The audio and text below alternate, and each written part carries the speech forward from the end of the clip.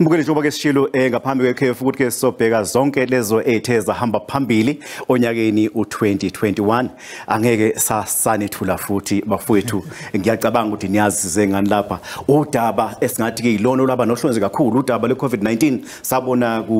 kushona owaye ngongqongqoshe office kaMengameli uJackson Mthembu. Ngesikhathi kwenzeka lokho kwenzeka ngomhla kaJanuary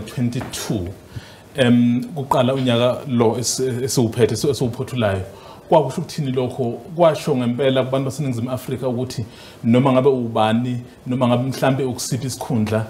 lesi sifo kumele sisithathelele phezulu njengoba nje izinamba seyikhombisile ukuthi ziyaqhubeka njengamanje wonke umuntu kumele alandele imiqathango ebekiwe ngoba phela iyona ndlela lena nendaba yokuthi abantu bejove ngiyazi ukuthi kusenongabazana kwabaningi ngeenkolelo ezithize kodwa ke isayensi sikhombisile ukuthi isikhali esinaso ukuthi kujovwe ingakho kwenzeke lokho kwenzekile ungenelela mhlambe lapho Shandu umbukeli uzokhumbula ukuthi phela ngalesikhathi sama holiday sothola ukujwayela ukuthi ke kube nemicimbi eyahlukahlukene lokho kuzokwenza ukuthi ke kube inselelo okhulumeni ukuthi akwazi ukumanage isibalo sabantu abahlangana nabo ngabe kunemicimbi lokho ke kusibeka engcupheni enkulu njengezwe njengoba ke sabhekene nje nalempi nje yeCovid-19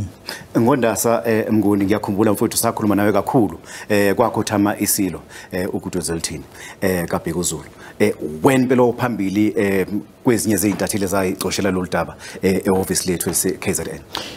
Sothole ngisho nje mfowethu ukuthi olunye lo daba lo obelihamba phambili ezwenikazi nje eAfrika ngoba phela udaba lwaseNdlunkulu esizwe sakwaZulu akusilo udaba olithinta ke esingathi Ningizimu Afrika kuphela kepha ke okwenzeka laphana Sothole simfowethu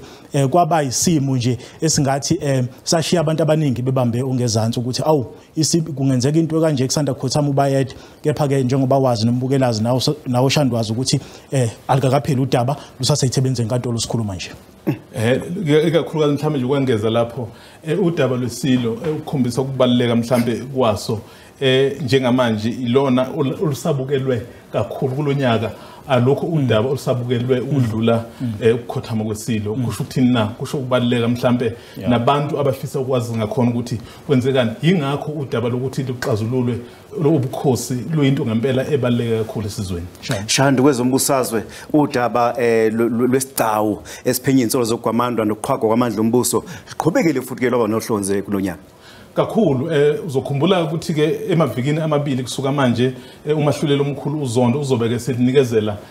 ngombiko kumongameli uzokhumbula ke futhi ukuthi lolu daba yilo phela ulidala ukuthi kugcine kube nezibheli ngoJuly izibheli ezigcine zibonakala kuboshwa loyo wangumongameli lolo daba phela kusukela kuphi na kusukela ekutheni kufunele eyothula ubufakazi enkantolo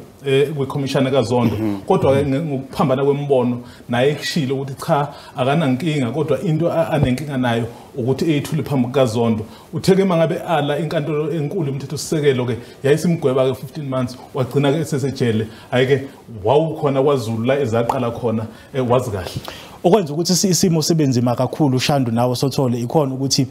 lolu daba phela uzokhumbula ukuthi lo wayengumengameli wagcina engene ejele ngenxa yakho lokho waphuma ke ngoshwele ayenikezwe umnumzana uArthur Fraser ephethe icorrectional services njengamanje basikhuluma nje inkantolo ephakeme isanda kukhipha isinqumo esithi cha leso sinqumo sasingafanelekile umnumzana Jacob Zuma fanele aphinde lejele ayoqhubha ke lesigwebo sakhe ayenikezwe sona nokuzoba ke inkinga enkulu Sothole nawo Shana oba phela uyokhumbula ukuthi kwasuka ibhelu esingathi zazingalindelekile futhi esingacabanga ukuthi zingenzeka kulelizwe emuva kokuboshwa kwakhe loyo engumengameli kulelo umnumzana Jacob Zuma bafowethu nasebenza kakhulu ngesikhathi sokhetho lohulumeni bendawo kakhulu ikakhulukazi ke into elayikhiqiza lolu khetho ilokho kuthiwa ngesilungu ama-hung councils kodwa ngesizulu ke sizothi imikhandlu elengayo okusho ukuthini na abantu baseNingizimu Afrika baqoka ukuthi kungabi neqembu elilodwa elithatha zonke kodwa lahlanganisa yingakho ke ubona imikhandlu eminingi kangaka iphethwe ngalendlela kodwa ke njengesizwe nedemocracy nangempela iyaqhubeka abanye abahlaziyi Shandu bangasho ukuthi imbangela yalokho ukuthi abaningi abantu ekwakufanele ukuthi bavote lapha eNingizimu Afrika bazange bayihluphe ukuthi bayovota bafowethu siyazi ukuthi mangabe nihlanganisa indaba lokuba nezinselele eziningi uthola ukuthi kunalokho esingakuboni thina emakhaya ngiqhamuke seniraje kungathi hayi kodwa niyazi indlule beyikhinsini ngenkathi nihlanganisa lezi ndaba akona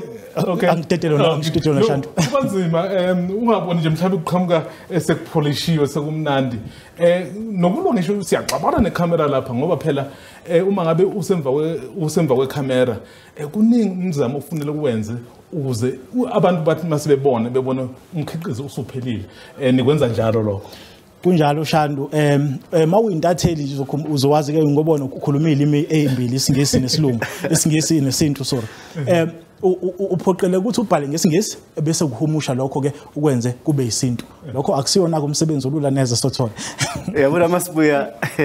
ekhefini noma ke emva komhlahlo wesimo sezulu sizokubonisa lokho ongakuboni wena mbukeli ngembiko yeindaba ehlanganiswa izintatheli zeSABC hlala nathi